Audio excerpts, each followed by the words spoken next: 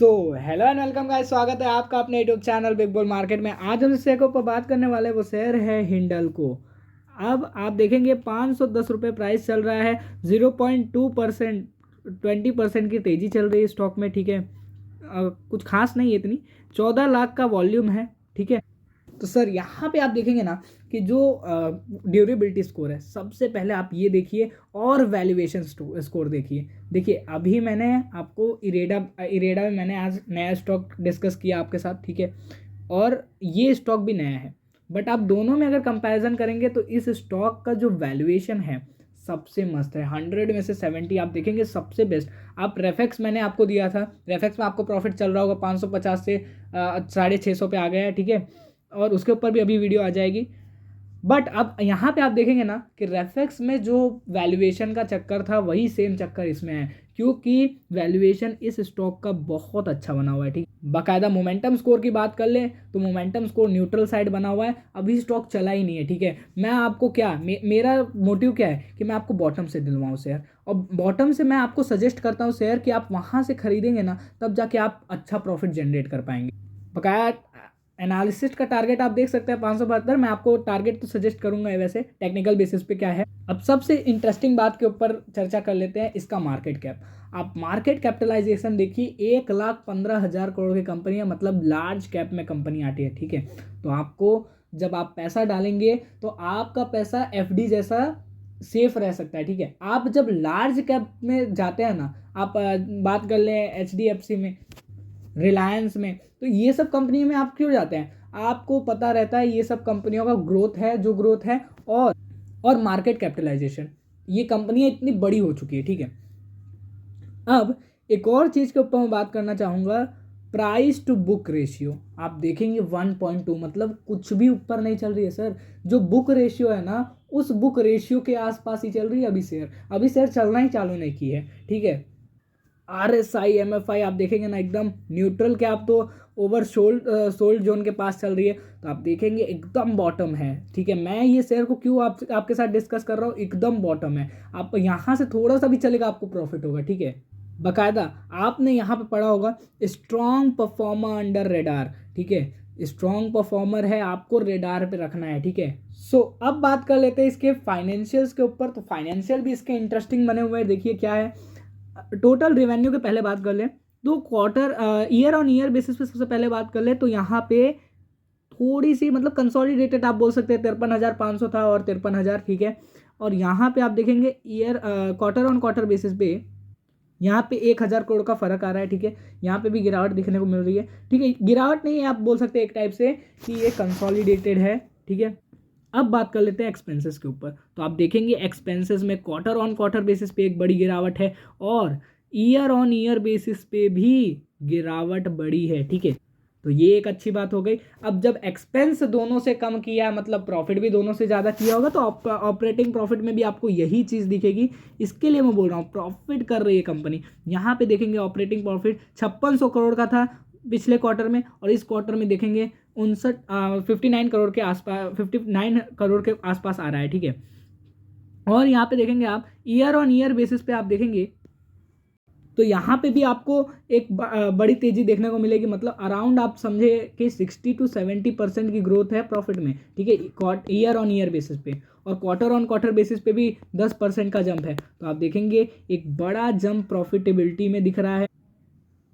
5,900 crore company ने profit बनाया इस साल इस क्वार्टर में। ठीक है, बाकायदा ईपीएस में भी देखेंगे ईयर ऑन ईयर बेसिस पे आपको एक बड़ी उछाल देखने को मिलेगी, क्वार्टर ऑन क्वार्टर बेसिस पे कंसोलिडेटेड होगा। ठीक, सो अब न्यूज़ क्या है कंपनी के ऊपर, क्यों मैं आपके साथ ये डिस्कस कर रहा हूँ, इसके ऊपर बात कर लेते हैं। तो ये कंपनी जो है ना, अब ईवी सेक्टर में घुसने जा रही है। ठीक है, ईवी के बैटरी सेक्टर में घुसने जा रही है, और आप समझ सकते हैं कि इसका कितना डिमांड है। बैटरी में ही सबसे ज़्यादा हमारी भारत की प्रॉब्लम है कि ईवी की बैटरी बनाने वाली कंपनी इतनी बड़ी कोई नहीं है। अमर राजा बैटरी है, फिर एक्साइड है, तो यहाँ पे देखेंगे ये कंपनी भी उसमें घुसने जा रही है। और पोटेंशियल देखिए, एक तो ये एल्यूमिनियम के सेक्टर में है, और ये अब दूसरे सेक्टर में ईवी सेक्टर में भी घुसने जा रहे हैं। तो आप समझिए कि दो सेक्टर को एक साथ ये मिल के जब काम करेंगे तो आप समझिए कितना इनका प्रॉफिटेबिलिटी में इंक्रीज होगा और कितना ऊपर अब ये जा सकते हैं। तो इधर से इनकी जो ग्रोथ स्टोरी है ना वो ऊपर के साइड ज़्यादा दिखती है। मैं अभी आपसे टेक्निकल बेसिस पे भी बात करूंगा कि कहाँ तक जा सकता है ये शेयर, ठीक है। और कुछ न्यूज़ेस हैं, मैं आपको उसके ऊपर लेके जाता हूँ सीधा। तो यहाँ पे देखेंगे कि जो हिंडाल्को की सब्सिडरी नोवेलिस है, इन्होंने जो 19 बिलियन डॉलर का सेल्स बताया, एबिटा इनका 1.8 बिलियन डॉलर है, ठीक है। नेट इनकम जो है 0.5 बिलियन डॉलर है। तो यहाँ पे देखेंगे जो प्रॉफिटेबिलिटी है ये इनके सब्सिडरी कंपनी में भी दिख रही है। और इसका जो है ना ये आईपीओ लाने जा रहे हैं, ठीक है। आईपीओ लाएंगे तो आप समझिए ये किसका किसका सबसे ज़्यादा प्रॉफिट, जिसकी सब्सिडरी उसको सबसे ज़्यादा प्रॉफिट। तो हिंडल्को को इससे प्रॉफिट मिलेगा, ठीक है।